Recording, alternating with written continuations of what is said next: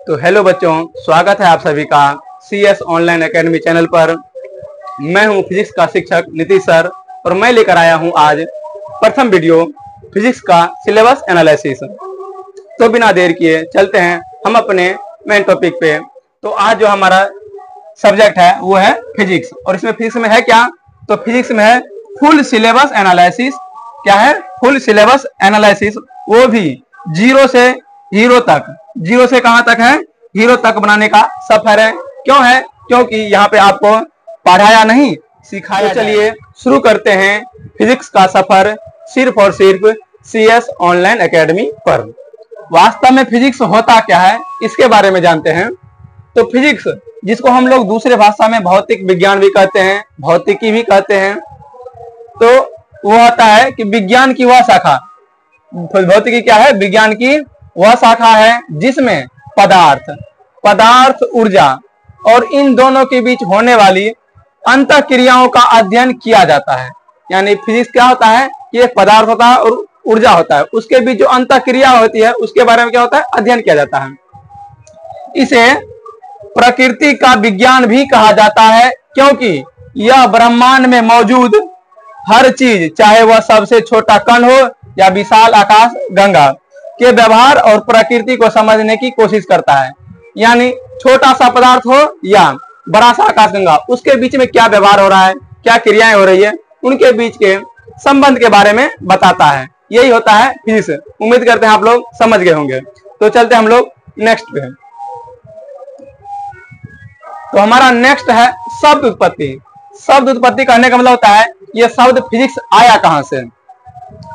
तो फिजिक्स शब्द की उत्पत्ति यूनानी भाषा के फ्यूसिस शब्द। क्या होता है बच्चों? फ्यूसिस। यह है यूनानी भाषा में फ्यूसिस लिखा गया है, जिसको हम लोग इंग्लिश में फ्यूसिस ऐसे लिखते हैं, लेकिन यूनानी में ऐसे लिखा जाता है। फिजिक्स शब्द की उत्पत्ति यूनानी भाषा के फ्यूसिस शब्द से हुई है।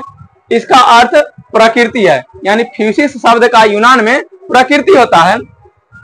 इसी कारण फिजिक्स को प्रकृति और प्राकृतिक घटनाओं का अध्ययन करने वाला विज्ञान भी माना जाता है।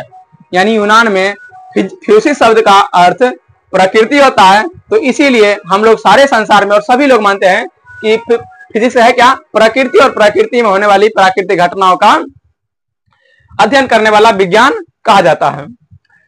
संस्कृत में इसी शब्द के लिए भौतिकी शब्द का प्रयोग होता है, जो भौतिक से बना है। यानी भौतिकी शब्द किससे बना है? भौतिक से बना है, और वो क्या है? संस्कृत शब्द है। और इसका अर्थ भी भौतिक या प्राकृतिक संसार से संबंधित होता है। भौतिकी कह लें या भौतिक कह लें, दोनों का संबंध प्रकृति या संसार से ही होता है। प्रकृति मतलब फिजिक्स, फिजिक्स मतलब प्रकृति। तो चलते हम लोग फिर से नेक्स्ट पे। तो हमारा जो नेक्स्ट का जो है वो है भौतिक विज्ञान का जनक। तो जैसे भौतिकी का पिता किसी एक वैज्ञानिक को नहीं कहा जा सकता। भौतिकी का पिता एक वैज्ञानिक को नहीं कहा जा सकता, क्योंकि यह एक व्यापक क्षेत्र है। व्यापक मतलब बड़ा क्षेत्र है। यह एक व्यापक क्षेत्र है जिसके कई अलग अलग जनक माने जाते हैं। जनक मतलब आविष्कारक, जो उसे बनाया हो। सर आइजक न्यूटन को पारंपरिक रूप से भौतिकी का जनक माना जाता है, क्योंकि उन्होंने गति और गुरुत्वाकर्षण के नियमों का प्रतिपादन किया।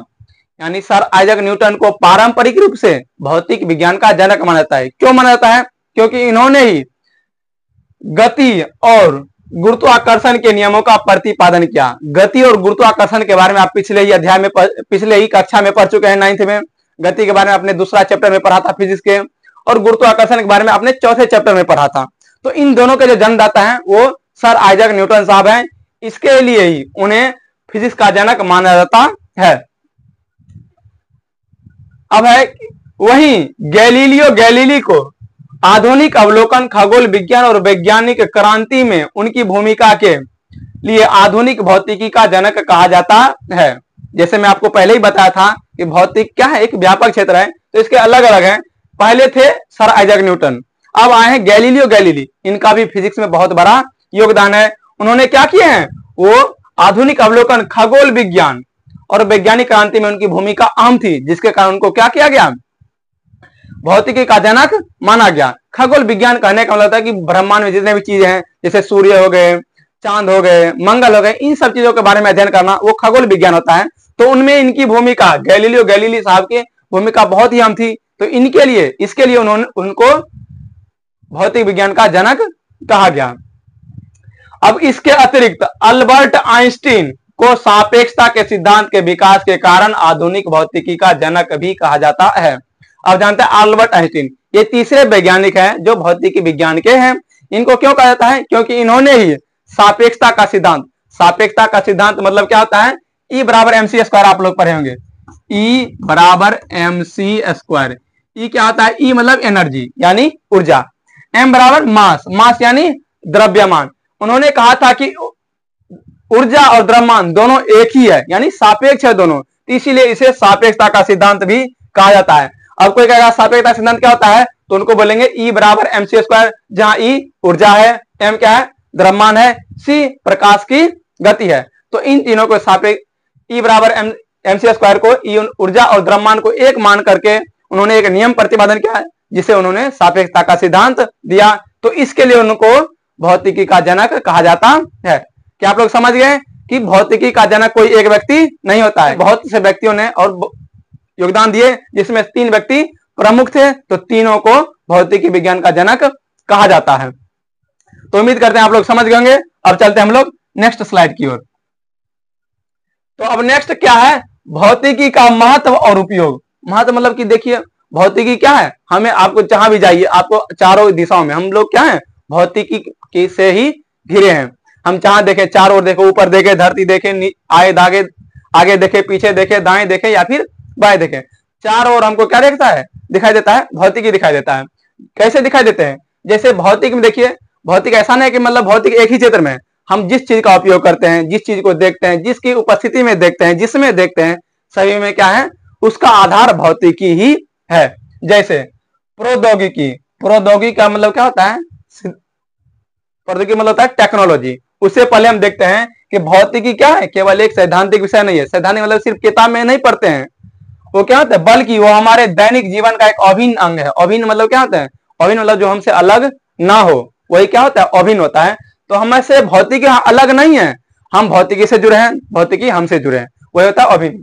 तो भौतिकी क्या है? भौतिकी केवल एक सैद्धांतिक विषय नहीं है, वो क्या है? हमारे दैनिक जीवन के एक अभिन्न अंग है। जैसे उनमें से है एक प्रौद्योगिकी यानी टेक्नोलॉजी।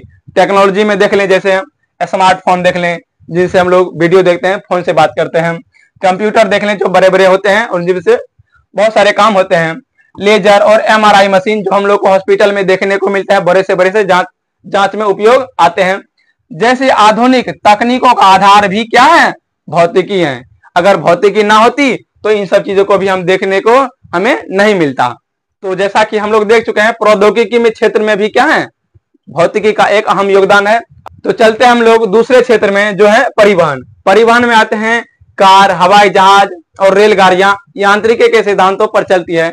यांत्रिक का मतलब होता है कि मशीनरी चीज, मशीनरी चीज में जैसे कार भी आ जाते हैं, हवाई जहाज भी आते हैं, रेलगाड़ियां। इनमें क्या होता है? हम लोग घंटों का सफर मिनटों में और दिनों का सफर हम लोग घंटों में कर लेते हैं। तो ये सभी क्या है? इस सब का आधार क्या है?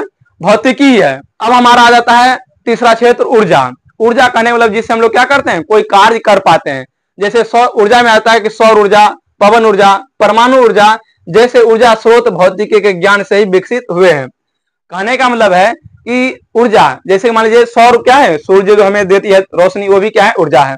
हवा जो हम लोग क्या करते हैं, हम लोग को शरीर में लगता है, वो भी ऊर्जा है। ऊर्जा देखिए पहले से भी था और सौर ऊर्जा आज भी है, लेकिन उन ऊर्जा से हम लोग अन्य भी उसका उपयोग कर पाते हैं। वो किसका देन है? भौतिकी का ही देन है। अगर वो भौतिक नहीं होता तो हम उसका फिर से उपयोग नहीं कर पाते हैं। अब हमारा चौथा क्षेत्र आता है चिकित्सा।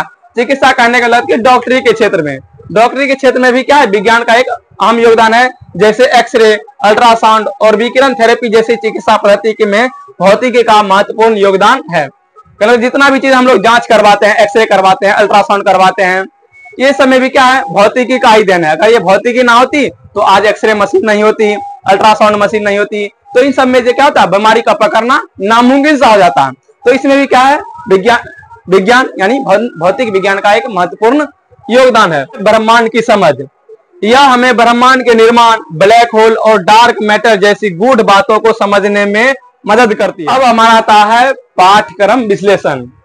एनसीईआरटी सिलेबस बेस्ड भारतीय वंश बुक फिजिक्स बहुत ऑल चैप्टर्स एनालिसिस। कहने का मतलब है कि बेस्ड रहेगा एनसीईआरटी पे, लेकिन पढ़ेंगे किसमें? भारतीय वंश में। क्यों? क्योंकि इसमें एग्जाम्पल ज्यादा है, समझने में भी आसानी होती है, जिसकी वजह से हम लोग क्या करेंगे?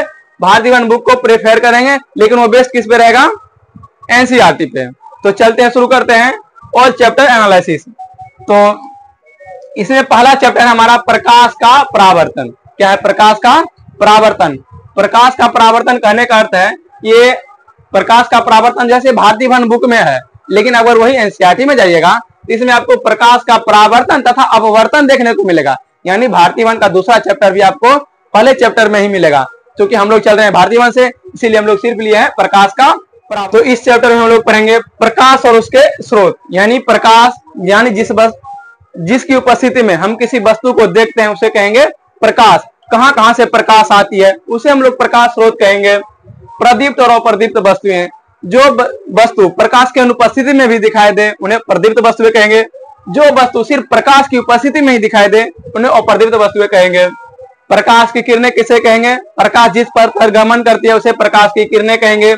किरण पुंज, जब बहुत सारी प्रकाश की किरणें आपस में मिल जाती है उसे किरण पुंज कहेंगे। किरण पुंज के प्रकार यानी किरण पुंज कितने प्रकार की होती है, इन सब के बारे में हम लोग आगे चैप्टर में पढ़ेंगे। तब तक हम लोग ओवरव्यू देख लेते हैं।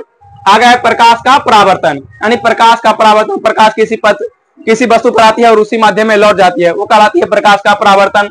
इन सब चीजों के बारे में डीपली नॉलेज हम लोग आगे चैप्टर में लेंगे। परावर्तन के नियम के बारे में भी पढ़ेंगे, प्रतिबिंब के बारे में भी पढ़ेंगे, दर्पण के प्रकार के बारे में पढ़ेंगे, समतल दर्पण द्वारा बने अवतल दर्पण का उपयोग भी पढ़ेंगे, उत्तल तथा अवतल दर्पण में बने प्रतिबिंब की स्थिति क्या होती है, प्रकृति क्या होती है और उनका आकार क्या होता है, वो सब के बारे में भी हम लोग पढ़ेंगे।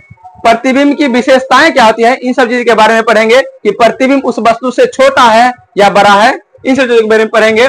उसके बाद गोलीय दर्पण के लिए किरण आरेख की बनावट, यानी गोलीय दर्पण में हम जो प्रकाश की किरण भेजेंगे उसकी बनावट कैसी होगी उसके बारे में भी पढ़ेंगे। उसके बाद चिन्ह परिपाटी में पढ़ेंगे, जो बहुत ही मोस्ट इंपोर्टेंट पॉइंट है कि इससे बहुत हर बार पूछा ही जाता है। ऑब्जेक्टिव ले लें, अगर ऑब्जेक्टिव नहीं पूछा तो सब्जेक्टिव 2 नंबर आप पूछबे करेगा। तो इन सब चीजों के बारे में हम लोग डीपली नॉलेज लेंगे। चिन्ह परिपाटी कहने मतलब कि प्रधान से ऊपर जब होगा वस्तु कैसा होगा, धनात्मक होगा ऋणात्मक होगा, नीचे होगा धनात्मक होगा ऋणात्मक होगा, प्रधान के दाएं होगा धनात्मक होगा ऋणात्मक होगा, इन सब चीजों के बारे में डीपली नॉलेज हम लोग चैप्टर में लेंगे। उसके बाद उत्तल दर्पण में प्रतिबिंब का बनना, यानी उत्तल दर्पण में कैसा प्रतिबिंब बनेगा। उसके बाद आवर्धन क्षमता, इन सब चीजों के बारे में हम लोग डीपली नॉलेज हम लोग आगे लेंगे।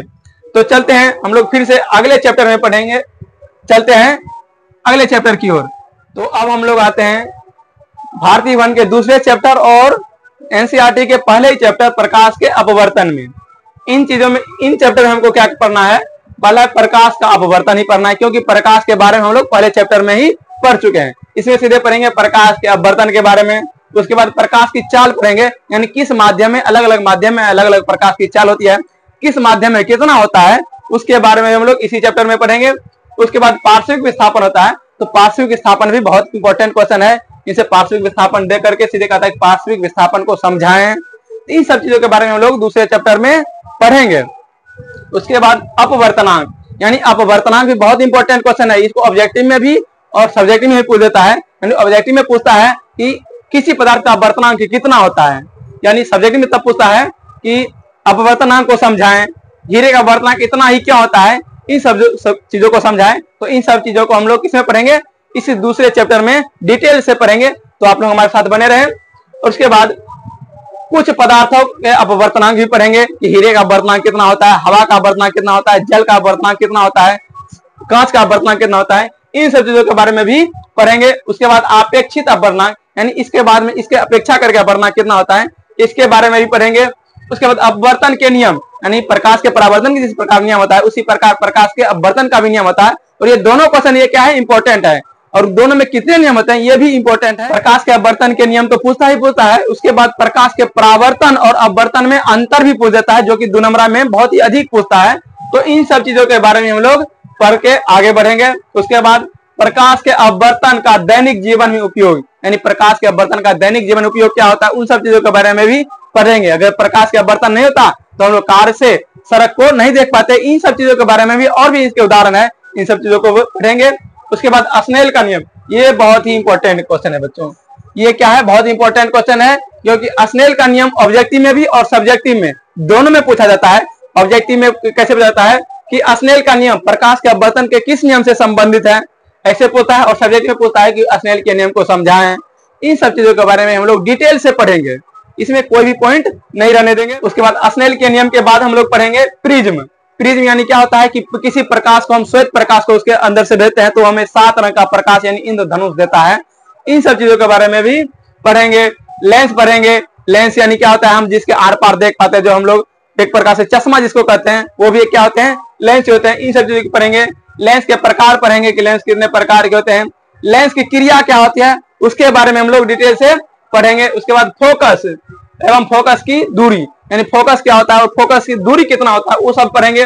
वास्तविक और आभासी प्रतिबिंब, प्रतिबिंब भी 2 प्रकार के होते हैं, और वास्तविक प्रतिबिंब क्या होता है, आभासी प्रतिबिंब क्या होता है, इन सब चीजों के बारे में भी डिटेल से हम लोग दूसरे चैप्टर में ही पढ़ेंगे। उसके बाद लेंस के लिए किरण आरेख की बनावट, यानी जब लेंस पे हम प्रकाश को भेजेंगे तो उसकी किरण आरेख कैसी बनावट देगी, उसके बारे में पढ़ेंगे। उसके बाद लेंस के लिए चिन्ह परिपाटी, जैसे प्रकाश के दर्पण में भी चिन्ह परिपाटी होती थी, उसी प्रकार लेंस में भी चिन्ह परिपाटी होती है, उसके बारे में भी पढ़ेंगे। उसके बाद लेंस सूत्र और आवर्धन क्षमता, तो जिस प्रकार बच्चों दर्पण में दर्पण सूत्र इंपॉर्टेंट होता है, इसी प्रकार दूसरे चैप्टर में लेंस सूत्र भी क्या होता है, बहुत इंपॉर्टेंट होता है।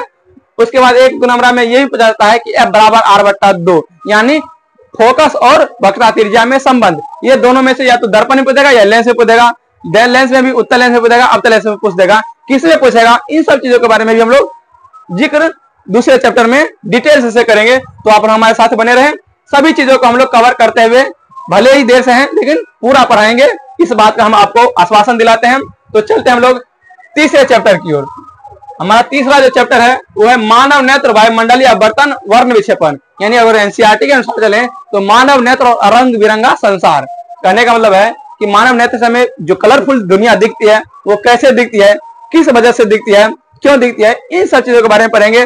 उसमें से कुछ मुख्य बिंदु है, जैसे मानव नेत्र के बारे में पढ़ेंगे हम लोग कि मानव नेत्र की बनावट क्या है, मानव नेत्र ही गोल ही क्यों होती है, इन सब चीजों के बारे में पढ़ेंगे। उसके बाद समंजन क्षमता क्या होती है।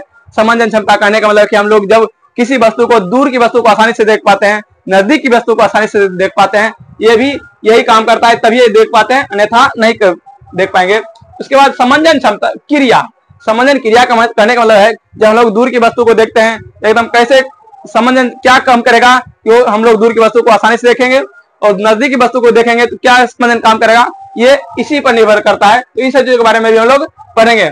उसके बाद दृष्टि दोष तथा उनके सुधार, कहने का मतलब है कि दृष्टि दोष कहने का मतलब कि आंख में दोष हो जाता है कि हम लोग को दूर की वस्तु नहीं दिखाई देता है, नजदीक की वस्तु नहीं दिखाई देता है, उसका उपचार क्या है, इनका उपाय क्या है कि हम लोग दूर की वस्तु भी देखें और नजदीक की वस्तु को भी देखें। जब नेत्र खराब हो जाए तो उनके बारे में भी हम लोग पढ़ेंगे। हम आपको छोटा मोटा डॉक्टर तो बना ही देंगे नेत्र के बारे में, तो आप लोग हमारे साथ बने रहें।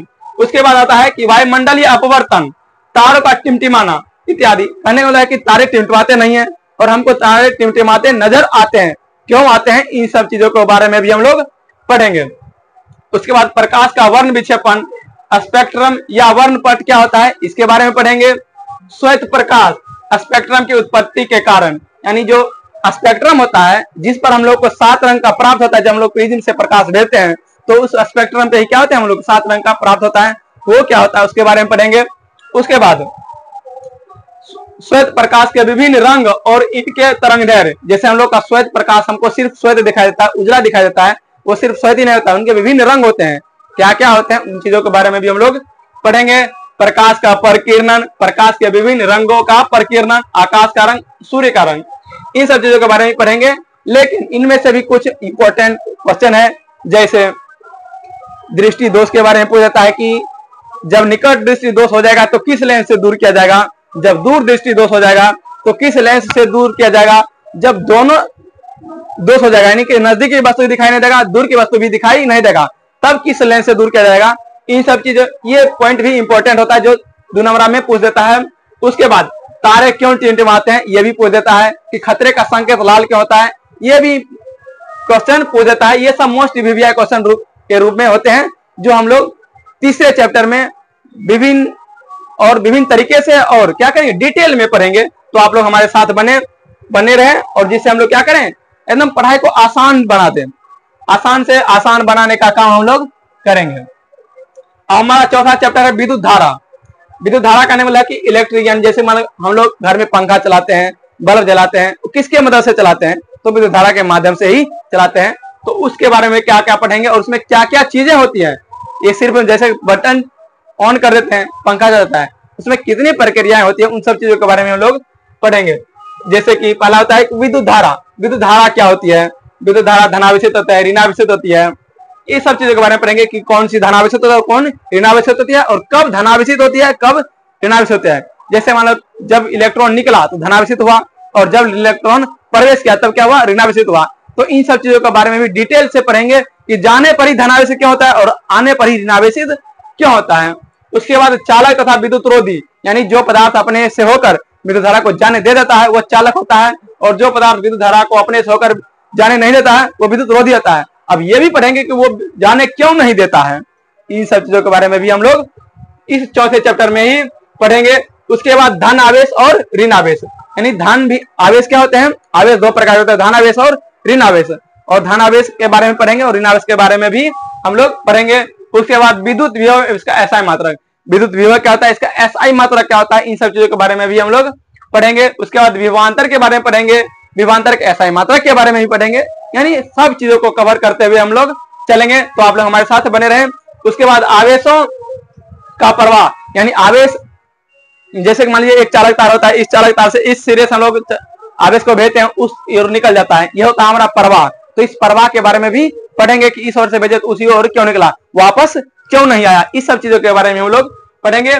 उसके बाद सेल एवं बैटरी, सेल अलग होता है और बैटरी अलग होता है। जैसे आप लोग सुने होंगे कि गाँव भर में सुने होंगे कि टॉर्च में सेल लगता है और जो बड़ा होता है वो बैटरी होता है। तो इन सब चीजों के बारे में पढ़ेंगे कि सेल कौन होता है, बैटरी कौन होता है, छोटा कौन होता है, छोटा सेल होता है या बैटरी होता है, इन सब चीजों के बारे में हम लोग पढ़ेंगे। उसके बाद विद्युत परिपथ, परिपथ करने का मतलब कि हम लोग बोर्ड लगा देते हैं, बोर्ड से एक स्विच चला जाता है, पंखा में एक स्विच चला जाता है, बल्ब में, तो इन सब चीजों के बारे में भी पढ़ेंगे। वही होता है परिपथ, यानी जिस रास्ते से पंखा चला, जिस रास्ते से बल्ब जला, इन सब चीजों के बारे में भी पढ़ेंगे और उन परिपथ का बनाना भी सिखाएंगे, आपको बोर्ड बनाना भी सिखाएंगे कैसे होता है। उसके बाद प्रतिरोध तथा एसआई मात्रक, प्रतिरोध क्या होता है, प्रतिरोध यानी किसी चीज का विरोध करता है, धारा का विरोध करता है, होता है प्रतिरोध, और उसका एसआई मात्रक क्या होता है, इन सब चीजों के बारे में पढ़ेंगे। यानी प्रतिरोध का एसआई मात्रक कौन होता है और ओम का नियम बहुत ही इंपॉर्टेंट क्वेश्चन होता है। इन सब चीजों को हम बहुत अच्छे से पढ़ेंगे। तीसरा चैप्टर, इस चौथे चैप्टर में 5 नंबर क्वेश्चन एक इंपॉर्टेंट ये भी है कि ओम का नियम को समझाएं या ओम के नियम को सत्यापित करें। इन सब चीजों के बारे में हम लोग पढ़ेंगे। उसके बाद प्रतिरोधकता क्या होती है, प्रतिरोधक का समूहन क्या होता है, समूहन मतलब एक जब दो प्रतिरोध एक जुड़ जाएंगे तब उसे कहेंगे समूहन।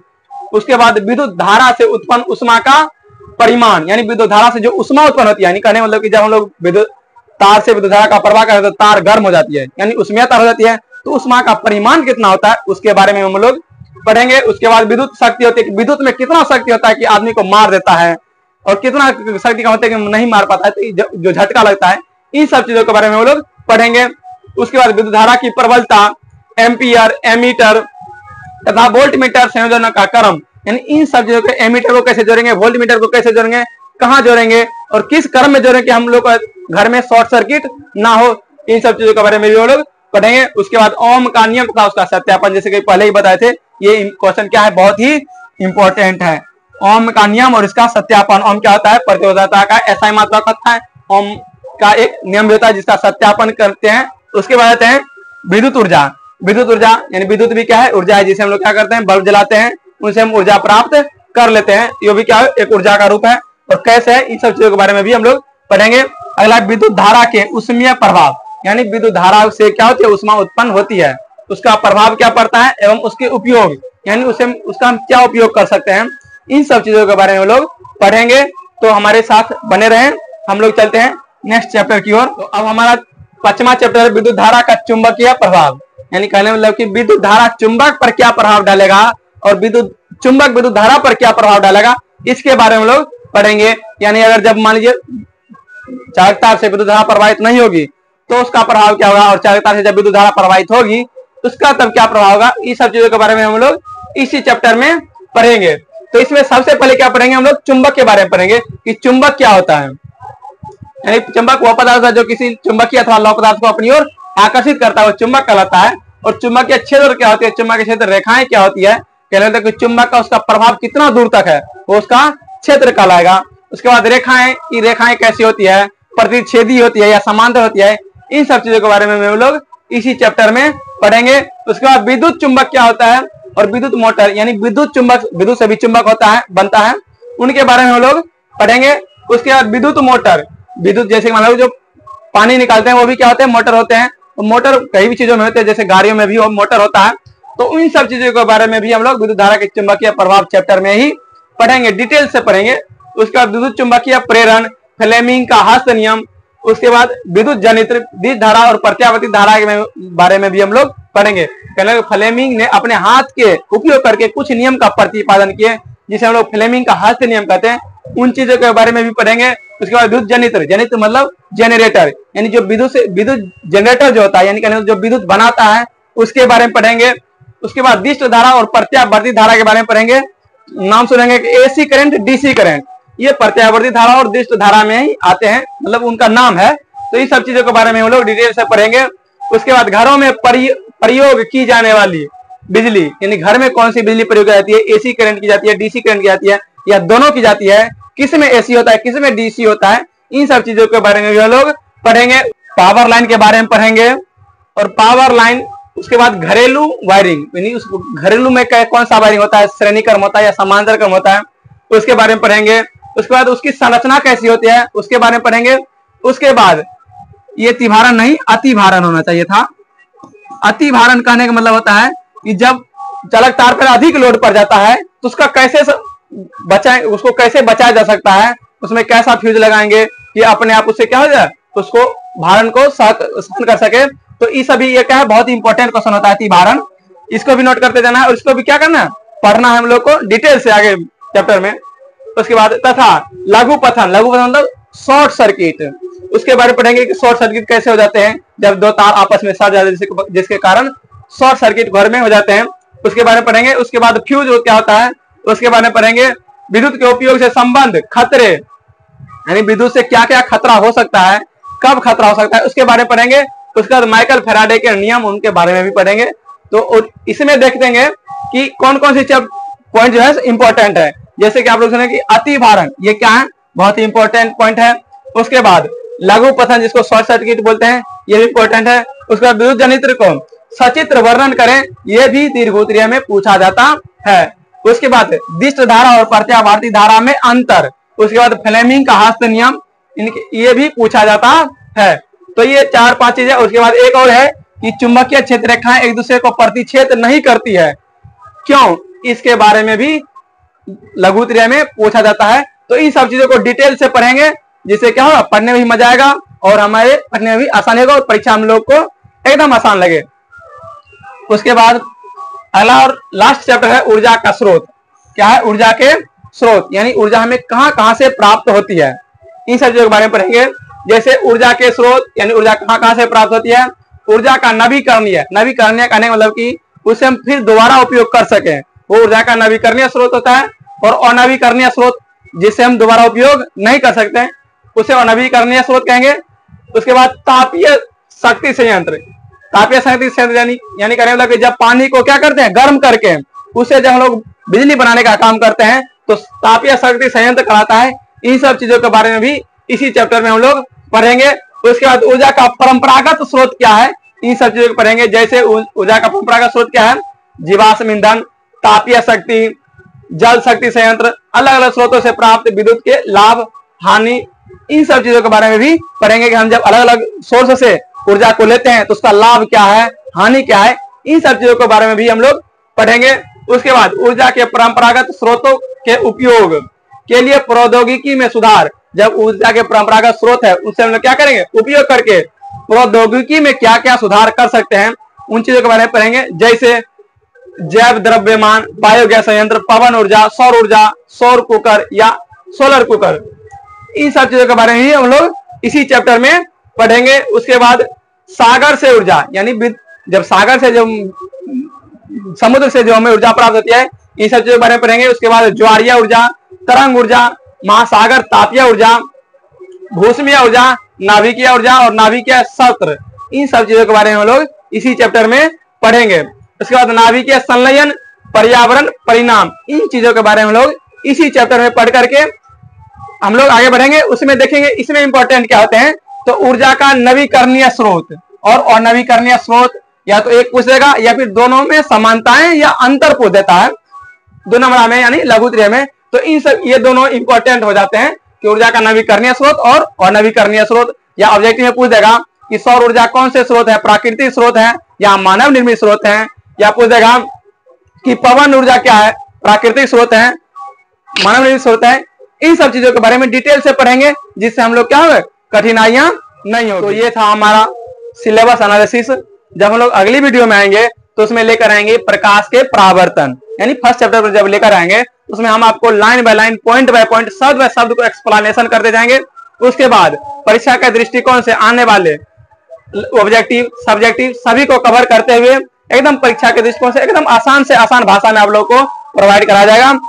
यदि आप लोगों को CS ऑनलाइन एकेडमी के द्वारा किया गया प्रयास अगर आपके लिए लाभदायक है तो आप इस चैनल को सब्सक्राइब करें और अपने दोस्तों के साथ शेयर भी करें और उन्हें सब्सक्राइब करने के लिए भी कहें। जैसा कि आपको पता ही है कि CS ऑनलाइन एकेडमी अभी नया चैनल है, जिससे आप लोगों की अभी आवश्यकता और सपोर्ट की जरूरत है हमें। तो आप इसको क्या कीजिए, शेयर कीजिए, सब्सक्राइब कीजिए और अपने दोस्तों के साथ भी शेयर करें, उन्हें सब्सक्राइब करने के लिए कहें। तब तक के लिए इतना ही, मिलते हैं अगली वीडियो में पहले चैप्टर के साथ।